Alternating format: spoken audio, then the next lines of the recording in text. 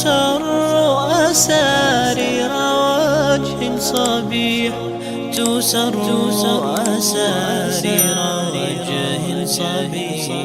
آیت نمبر 21 ہو گیا تھا. اس میں وہی بات بتا دیجیے. ہاں کہ ان لوگوں کا جنہوں نے زیارت کر لی تھی بادشاہ کے ساتھ، آئے تھے بادشاہ کے عمرہ وزراء، اور بادشاہ نے اپنی ایک قوم کو جمع کر کے اپنی قوم کو سمجھا کر کے سمجھایا تھا. پھر ان لوگوں سے، کہف والوں سے انہوں نے ملاقات کی تھی. بعض روایت میں آتا ہے کہ ملاقات نہیں کی تھی. بہرحال جو بھی ہو، ان کی ایک عظمت، ان کی ایک پہچان بن گئی موجودہ دور کے لوگوں میں. اب ان کی فوت شدہ لاشوں کو دیکھ کر وہ لوگ آپس میں اختلاف کرنے لگے کہ ہم ایک یادگار عمارت بنا لیں تاکہ لوگ آئیں اور ان کے بارے میں جو ہے ہم تفصیل لکھ دیں تاکہ آنے والی قوم جو ہے اس کو پڑھتے جائے، جانتے جائے، ان کی عظمت کو پہچانتے جائے اس طریقے سے. مگر اللہ تعالیٰ فرماتے ہیں کہ اللہ تعالیٰ زیادہ جانتا ہے کہ مطلب جو لوگ غالب تھے، غلبہ پائے ہوئے تھے، یعنی وہ جس کی حکومت تھی، حکومت والے مسلمان تھے اور انہوں نے کوئی یادگار عمارت بنانا پسند نہیں کیا بلکہ مسجد بنانی پسند کی، کیونکہ یہ لوگ خود عبادت گزار تھے. تو اسی کی دعوت لوگوں کو دی جائے.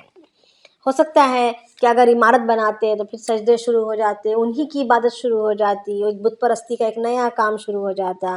اس لیے بہتری انہوں نے یہی سمجھی کہ انہوں نے مسجد بنانا بہتر سمجھا اور مسجد بنا دی.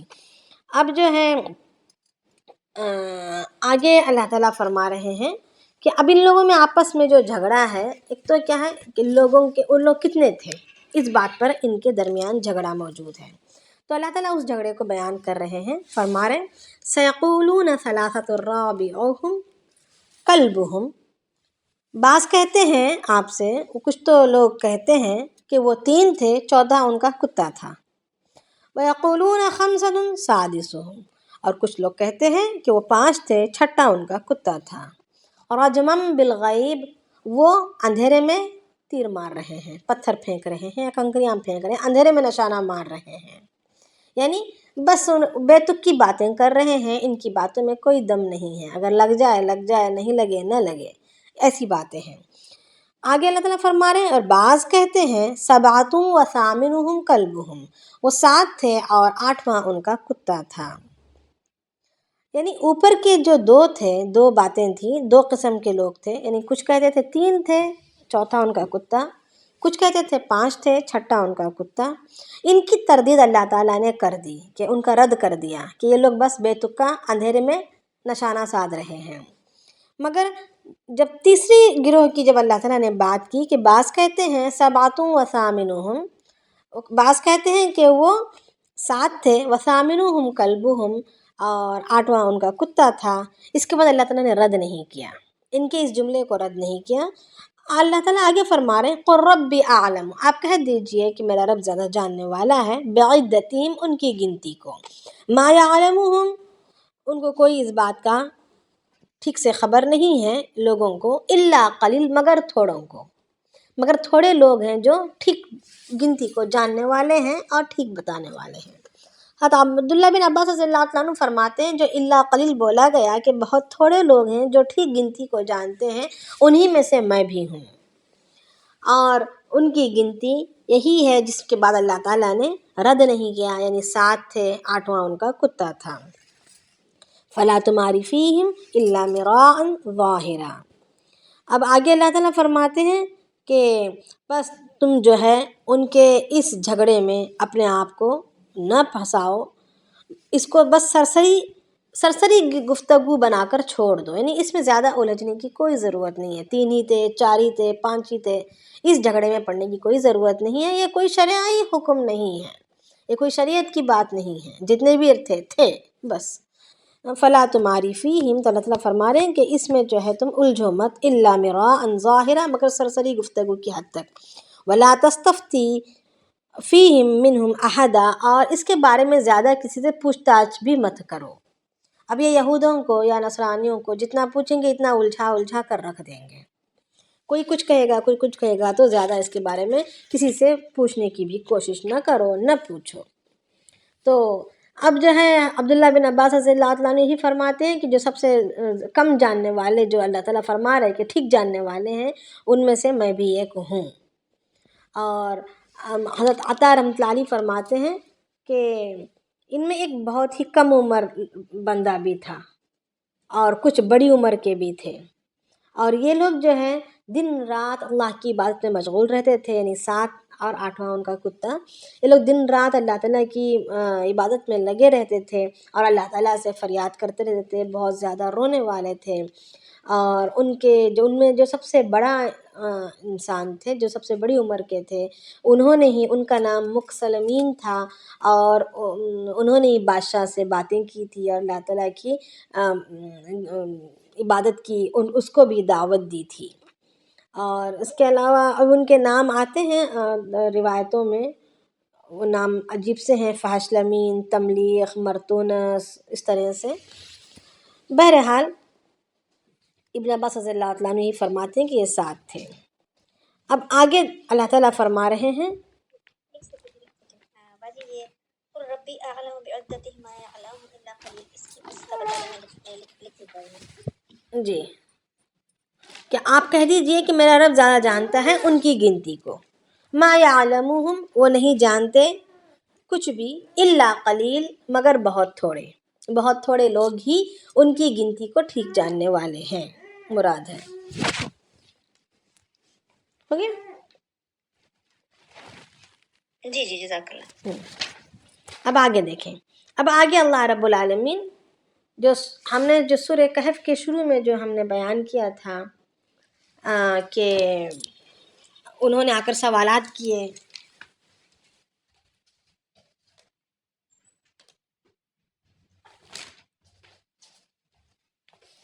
آ کر جو سوالات کیے تھے کہ تین باتیں بتاؤ، ہے نا؟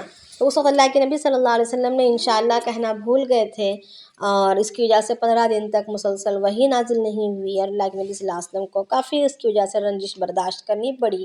تو اب یہاں پر اللہ رب العالمین اس کی تاکید فرما رہے ہیں، وَلَا تَقُولَنَّ لِشَيْءٍ إِنِّي فَاعِلٌ ذَلِكَ غَدًا، آپ ہرگز کسی کام کے کرنے پر یوں نہ کہنا کہ میں کل کروں گا۔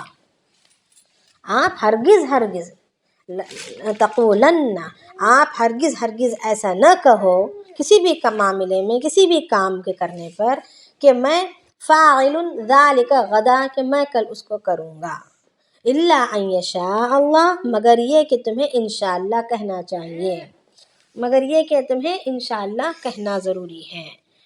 وَاذْكُرْ رَبَّكَ اِذَا نَسِيتَ، اور اگر آپ بھول جائیں تو جب یاد آ جائے اس وقت انشاءاللہ کہہ لو، جب بھی یاد آ جائے کسی کام کے کرنے کا، جب کہہ رہے تھے، جب کام کے کرنے کا وعدہ کر رہے تھے، اس وقت اگر انشاءاللہ کہنا بھول گئے اور کچھ دیر بعد یاد آ گیا، یا دوسرے دن یاد آ گیا، یا آدھے دن، جب بھی یاد آ جائے اس وقت اس بات کو یاد کر کے انشاءاللہ کہہ لو۔ وَقُلْ عَسَىٰ أَن يَهْدِيَنِي رَبِّي لِأَقْرَبَ مِنْ هَٰذَا رَشَدًا، اور آپ کہہ دو کہ امید ہے کہ میرا رب مجھے ٹھیک راستے کی طرف، مجھے میری رہبری کرے گا اس معاملے میں، یعنی اللہ تعالیٰ سے امید باندھتے رہو اور یہی امید رکھو، یعنی پریشان نہ ہو کہ کیا ہوگا، نہیں، بلکہ امید رکھو اور یہی کہتے رہو، آئندہ اگر ایسی نوبت آئے کہ میرا رب جو ہے بہت ہی عنقریب مجھے ٹھیک بات کی طرف رہبری ضرور کرے گا۔ تو یہاں پر انشاءاللہ کہنے کی دعوت دی جا رہی ہے، اور کہا جا رہا ہے کہ ضرور بضرور ہمیں کہنا چاہیے انشاءاللہ، چاہے کوئی بھی معاملہ کیوں، اگر قسم بھی کھا رہے ہیں تو اس میں بھی انشاءاللہ کہنا ہمیں لازمی ہے، مگر یہ بات نہیں کہ انشاءاللہ کہہ دیے تو قسم توڑ دینے کی اجازت ہے، کیونکہ ہم نے انشاءاللہ کہا تھا تو اب قسم توڑ دینے پر کفارہ نہیں دینا ہوگا، نہیں، ایسا نہیں ہے۔ قسم کے جو احکامات ہیں وہ احکامات ضرور ہیں، مگر اللہ تعالیٰ کا حکم ہے کہ کسی بھی کام کا وعدہ کرو تو انشاءاللہ کہنا، یعنی اللہ کی چاہت پر، کیوں کہ ہمیں کسی بات کا، ہمیں اپنی زندگی کی ایک گھڑی آگے کا بھی ہمیں ٹھکانہ نہیں ہے کہ ہم زندہ رہیں گے یا مریں گے، تو پھر اور ہم اپنی مرضی سے یا اپنے بل بوتے پر ہم بندہ کچھ نہیں کر سکتا جب تک اللہ نہ چاہے، اگرچہ کہ ہم صلاحیت مند ہیں، قابل ہیں، سب کچھ ہے، مگر یہ صلاحیت دی ہوئی اور یہ قابلیت، یہ سوجھ بوجھ، یہ بھی اللہ تعالیٰ ہی کی جانب سے دی ہوئی ہے. تو اللہ تعالیٰ جو ہم سے کروانا چاہیں گے، ہماری کوشش پر اللہ پاک کروائیں گے. تو اس لیے انشاءاللہ کا ہونا ضروری ہے اور انتہائی ضروری ہے. بخاری اور مسلم میں آتا ہے کہ اللہ کے نبی صلی اللہ علیہ وسلم فرماتے ہیں کہ حضرت سلیمان بن داؤد علیہ السلام کی 90 بیویاں تھیں. ایک روایت میں آتا ہے کہ 100 بیویاں تھیں. ایک دن انہوں نے ایک روایت میں 72 بھی آتا ہے. بہرحال انہوں نے ایک بار کہا کہ میں آج رات ساری بیویوں کے پاس ہو کر آؤں گا. یعنی 100 بیویاں تھیں تو 100 کے پاس بھی میں ہو آؤں گا، اور 100 سے بھی جب مجھے اولاد جو ہوگی وہ سب کو میں اللہ کے راستے میں جہاد کے لیے تیار کروں گا. یعنی 100 کی 100 اولاد ہوں گی. پھر تو ان کی اس رات کی ساری اولادوں کو میں جہاد کے لیے تیار کروں گا. تو اس وقت فرشتے نے ان سے کہا بھی کہ انشاءاللہ کہہ لو، مگر انہوں نے اس کو نظر انداز کر دیا، انشاءاللہ نہیں کہا، اور اپنے ارادے کے مطابق اس رات ساری 100 بیویوں کے پاس ہو کر آئے. مگر روایتوں میں آتا ہے اللہ کے نبی صلی اللہ علیہ وسلم فرماتے ہیں کہ سوائے ایک بیوی کے کسی کو اولاد نہیں ہوئی، اور جو صرف ایک بیوی کو اولاد ہوئی وہ بھی آدھا جسم کا بچہ پیدا ہوا تھا، سارا جسم کا بھی نہیں ہوا، یعنی کسی کام کا نہیں رہا. تو یعنی نتیجہ بالکل بیکار نکلا. کوشش بندہ اپنے کوشش کے مطابق بندے نے کچھ کر بھی لیا تو نتیجہ جو ہے کارآمد نہیں ہوگا. تو اللہ کے نبی صلی اللہ علیہ وسلم نے یہاں پر یہ حدیث بیان فرمائی ہے کہ انشاءاللہ کہنا ہمارے لیے نہایت ہی ضروری ہے. تو اور بقیہ اللہ کے نبی صلی اللہ علیہ وسلم کے ساتھ کیا ہوا انشاءاللہ نہ کہنے پر ہم بیان کر چکے ہیں، ہے نا. تو آگے ہم دیکھیں گے. بچی ایک سوال ہے. جی. آپ نے ابھی کہا تھا نا کہ اگر قسم کھا رہے ہیں تب بھی انشاءاللہ کہنا چاہیے.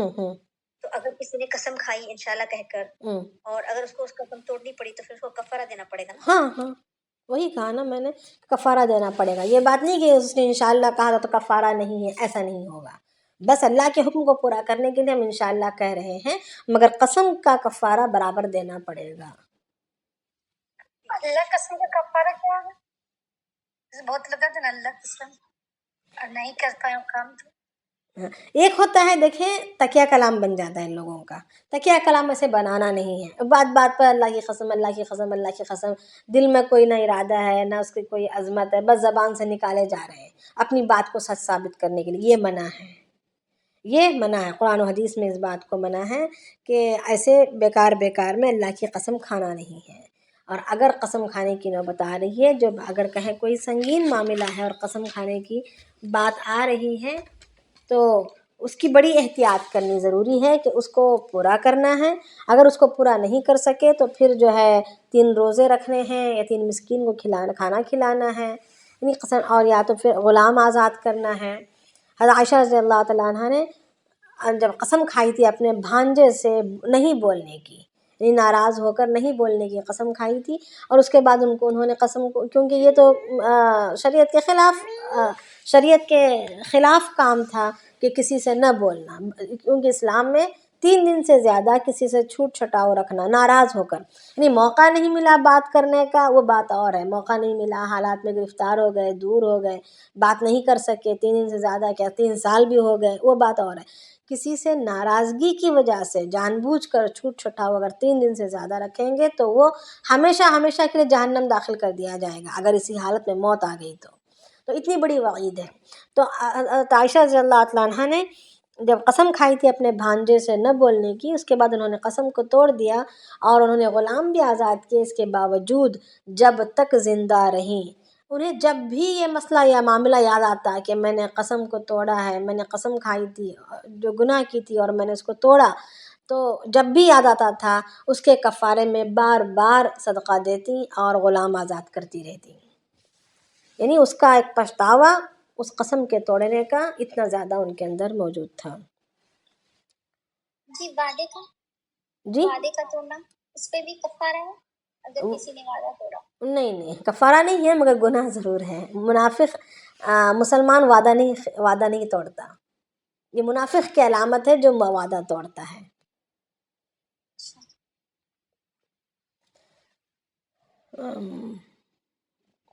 تو آگے ہم دیکھیں گے. ہو گیا وقت شاید ہمارا، پھر تو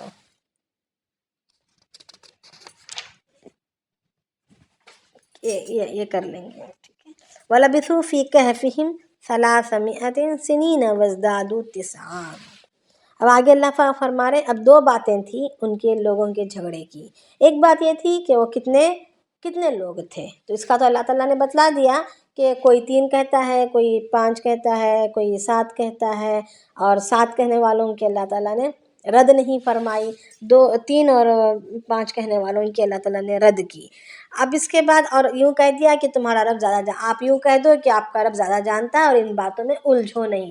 اللہ تعالیٰ نے ایک طرح سے بات کو اس طریقے سے ختم فرمایا، یعنی کوئی ٹھوس بات بتائی نہیں بلکہ یوں ہی کہہ کے چھوڑ دیا. اب رہی بات کتنے سال ان لوگوں نے سویا تھا، کتنے سال سوئے تھے، تو اس میں اللہ رب العالمین نے انہیں چھوڑا نہیں ہے. کتنے سال سوئے تھے اس بات کو اللہ تعالیٰ نے کوئی یوں کہتے ہیں کوئی یوں کہتے ہیں آپ کا رب زیادہ جانتا ہے یوں کہہ کے نہیں چھوڑا بلکہ ٹھوس بات بتلا دی. کہا وَلَبِثُوا فِي كَهْفِهِمْ، اور وہ اپنے غار میں ٹھہرے رہے 300 سنین وازدادوا تسعا، یعنی 300 سال تک رہے بلکہ 9 سال اور زیادہ رہے، یعنی 309 سال رہے.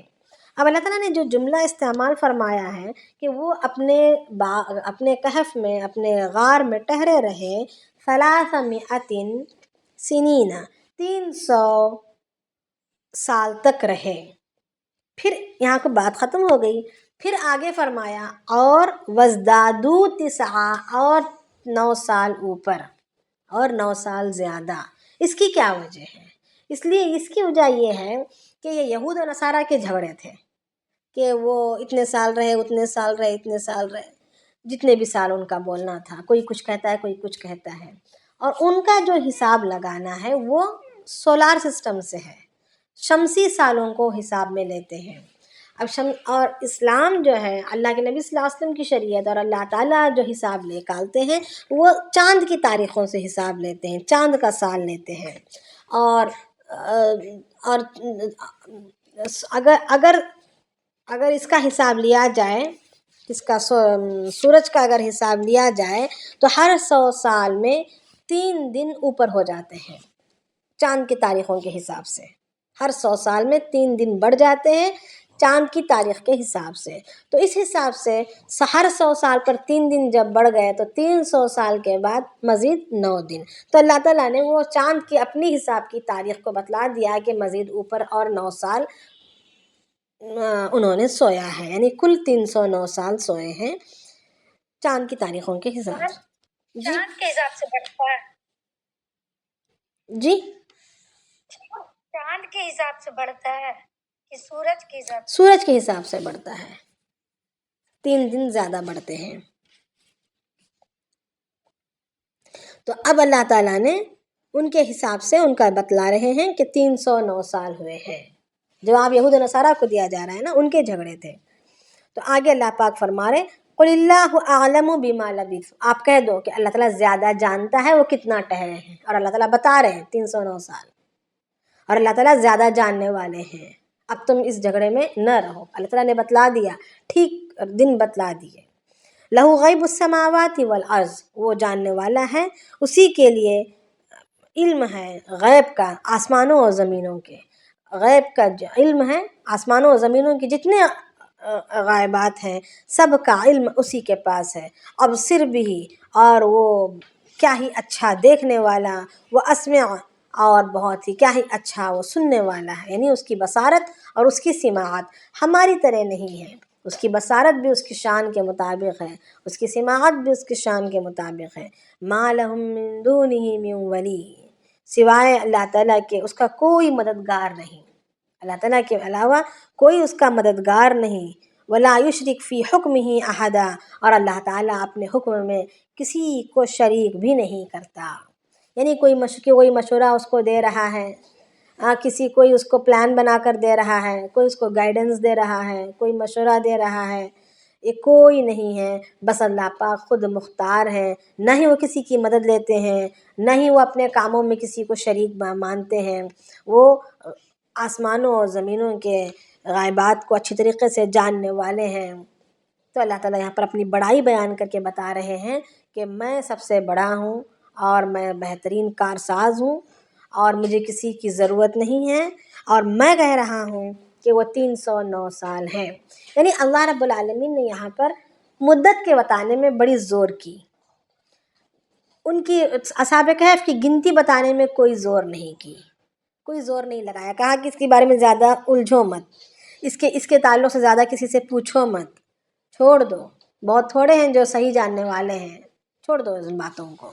مگر جب مدت کی بات آئی کہ کتنا سوئے، اس لیے کہ یہ مدت جو اللہ تعالیٰ نے ان کو جو سلایا ہے، ان کو اٹھایا ہے، یہ ایک مقصد کے تحت ہے، وہ یہ کہ قیامت کے دن اللہ پاک دوبارہ کس طرح زندہ کریں گے۔